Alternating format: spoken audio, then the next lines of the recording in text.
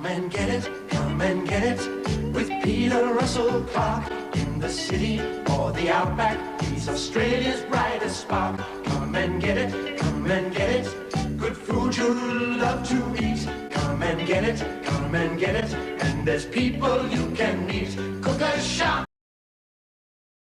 go make a damper, feed your ego, pack a hamper, on a farm or out at sea. Learn a recipe or three.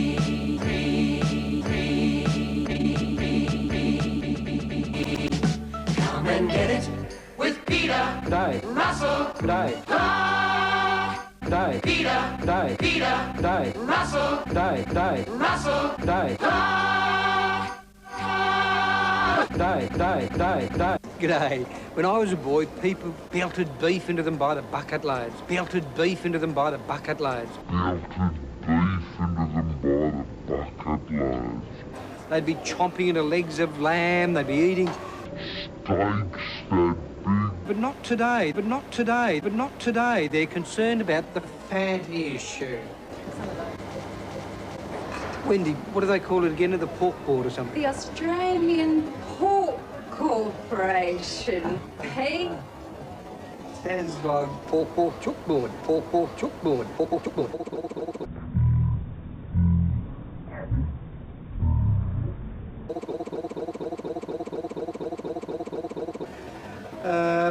Mate, it is true to say that that pork has less lamb saturation than lamb, for instance. Yes, it is, Pete. Yes. True. And Alan, you cut it all differently now, don't you? Well, when I first started, Peter, the pork was coming in small, a lot smaller, and a lot smaller and a lot fatter.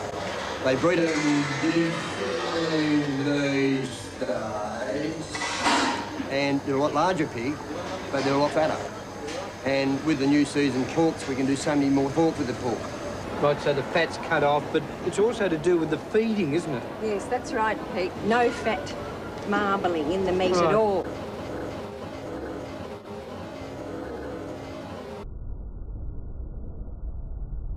And you cut them differently. The meat's actually designed differently now, isn't it? Yes, that's right. It's new fashion cuts, Pete. It's all new fashion pork. Right, it's all right. We'll grab some, go back to the kitchen. Terrific, mate. Wrap up some of those and I'll be off. I find that very interesting, you know. When I was a pork, you just wouldn't touch pork because you ended up with pork, and they even had pork. Funny jokes about if you had a pork, not when I was a pork, of course, you had a pork, you got served up greasy pork to make you feel squeezy. Well, you didn't get in pork, and from the pork, you got it from the pork, so no pork, no more pork. So there's that steak, lean as you could get, and that's what we should be eating. But you can see where the bone's been cut out, which I think Alan has done in a very clever fashion. Right. Good on you, Alan. Now, mustard on that, I just spread the mustard over it. Not too thickly, but be reasonably generous. Righto. Now that will go under the griller. We're not going to griller, not gorilla. Griller, not gorilla. We're not going to pan fry that. Simply goes under the griller. Now, when it cooks, I'm not going to, or half cooks, you've cooked one side, I'm not going to turn it over like that because all that mustard will stick to the tray. What I'll simply do is fold the butterfly over. Just fold that butterfly over, cook that side, then turn it over like that and cook that side. Righto, so off to the griller. While that's grilling, I'm going to mix a sauce. Righto. Now I'm going to serve this whole deal because here it goes.